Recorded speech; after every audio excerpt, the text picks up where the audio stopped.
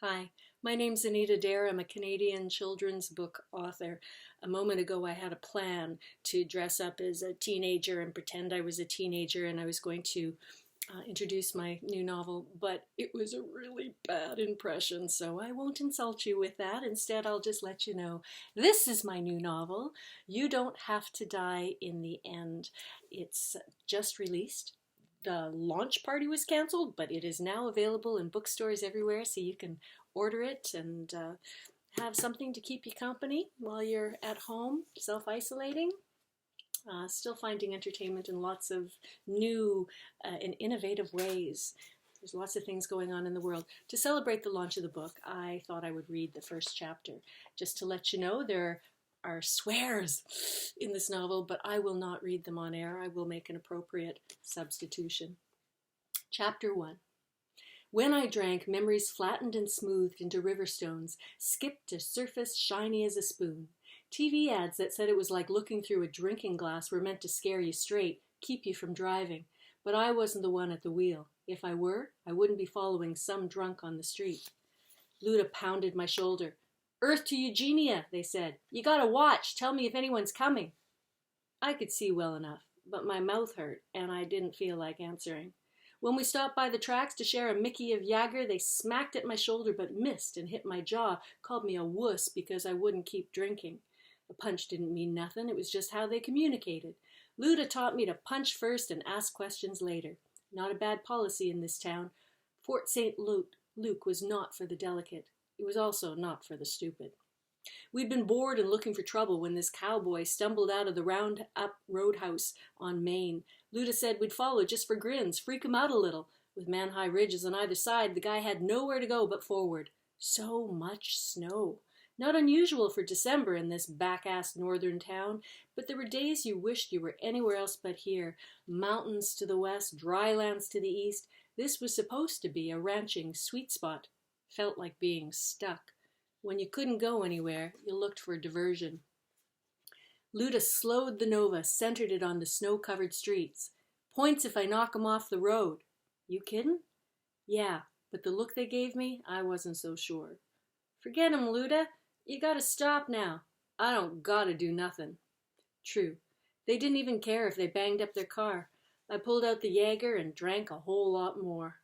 Luda laughed. Now we're talking.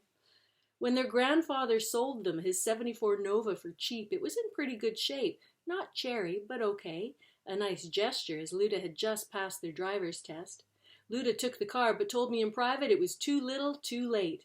Since then, they'd nixed and scratched it, ripped the bumper off twice. It was like they used the car to punish Gramps for not protecting them from their mother's fists and cigarette burns. Father couldn't do it. Luda didn't even know who he was. At least they had a grandfather. When I told them they were lucky, they rubbed snow in my face like it was a joke, but there was something hard in their eyes.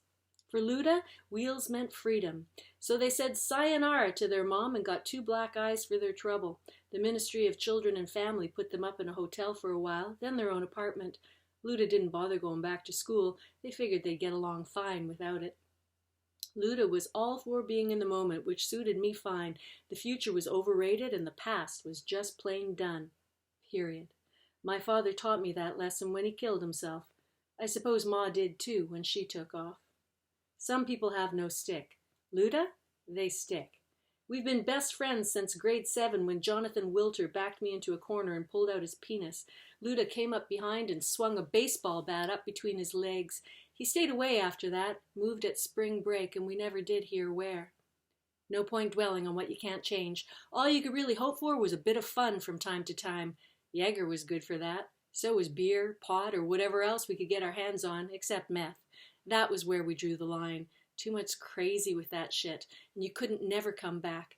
It was in the news that this meth head thought her dog was her dead sister come back to haunt her, and so she stabbed it until it was in pieces. Guess she never liked her sister. The Nova fishtailed as Luda stepped on the gas, then brought it back under control. Cowboy ahead didn't have a hope in hell to outrun us. 1 minute, he was a block away, his parka nosebleed red in Luda's headlights, and then we were on him. Luda spun like they meant to sideswipe him, but the guy bumped up on the hood and off the other side. A wave of nausea pushed through me until I saw he was okay. Then I giggled. Sounded weird in my head. Points, Luda? You got 'em. Let's go. Luda stopped and looked in their rearview mirror, dead serious. My neck prickled. This didn't look like game over. The guy was on his hands and knees watching us. He hadn't even lost his hat. He got up, brushed away the snow, and walked toward us, steady and sure, a cat before the pounce. My spidey senses tingled. Guy's a nut bar, Luda. Let's go. But Luda wasn't listening. There was something funny about their eyes as they accelerated to the end of the street, hit the brakes, and spun around.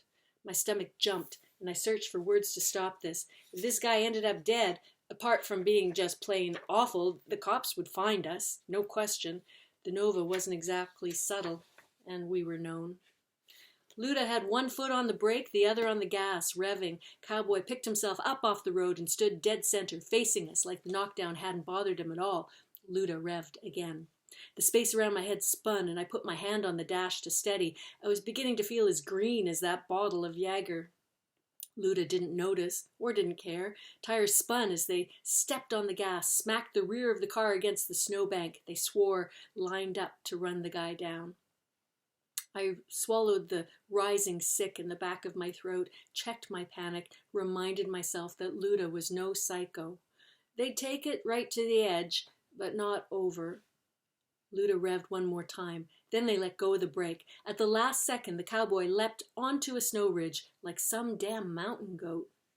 He may not have been drunk after all. Good, fine, he's off the road, Luda. You won. Except one look at Luda told me this wasn't over. They stopped the car and checked the rear view. I twisted and saw the guy was back on the street. Seriously? He stared at us, not walking, cursing, nor shaking a fist. He just stood there, still as a rock. Let's go, Luda. It was like I wasn't even there. In this space and time, there was only Luda and some dumbass about to end up dead. Luda spun the car around, accelerated, picked up speed. Like a damn Spanish toreador, the man waited to the very last minute, then was up the ridge and running along the top parallel to the road. Asshole, Luda hissed, their jaw hard. Forget him. Let's go party. This is a party, best kind. I didn't like it, but I understood. The drunk was toying with us, and for that he would pay. Time for me to suck it up, soldier. I was with Luda, and they were with me. We fought together, even when it stopped making sense. The man was back off the ridge, turned toward us, his face obscured by a white fog of breath. Hang on, he's getting mouthy. I rolled down the window, while Luda hit mute on the stereo. You boys get out of that car, the guy yelled. There's one of me and two of you. Boys. Luda snorted. They were non-binary and queer, but to most of the people in this town, Luda dressing and acting how they did meant they were sometimes read as a boy. Luda was fine with being assigned female at birth, but felt what their gender meant to them was no one's business but their own. I was cis-female and enjoyed his mistake better than being treated in the stereotypical gender-specific way dictated by our current societal standards. I was brilliant when drunk. Luda tapped leather-gloved fingers on the steering wheel, as if they needed time to consider. But the man outside wasn't inclined to wait. Fast as spit, he was on us, and I was yanked halfway out the window. This didn't sit well in my gut. Luda, I shouted. Help me out here! My arms weren't working right, otherwise I'd swing at the guy. If Luda didn't pull me back in right now, I was going to get a beating. Luda hit the gas, and in the split second it took for their tires to spin and catch a grip, I stared into a bulldog face with eyes like blue ice. Clear. Definitely not drunk. And a little surprised. Guess I wasn't what he thought either. The guy's lips bunched to say something, but I was pulled away, torso flapping and bouncing with every rut and groove. 2 blocks down, Luda stopped, and I emptied my guts. I looked back, but the man in red was gone. Okay, there was a couple of soft swears in there, but I figure you could handle that. The book is You Don't Have to Die in the End, and I hope that you have an opportunity to read it. Either order from a bookstore, borrow from your best friend, or a library, and I hope that you enjoy it as much as I enjoyed writing it. There were difficult parts in it. It was an emotional experience, as most of my teen novels are, because I tend to write about tougher subjects for my teens. but it means a lot to me. It took 10 years to get this novel right, and it's really deeply rooted in my heart. At the launch, I was going to give away these fridge magnets. They're calendar fridge magnets. Okay, well, it's April in 2020. Nice, shiny April. And they're only good for this year. So here's the thing. If you would like me to mail you a free fridge magnet, I would be delighted to. Find me on my website. It's anitadaher.com. Send me a message with your mailing address and I'll pop one in the mail. Be well. Take good care of yourselves.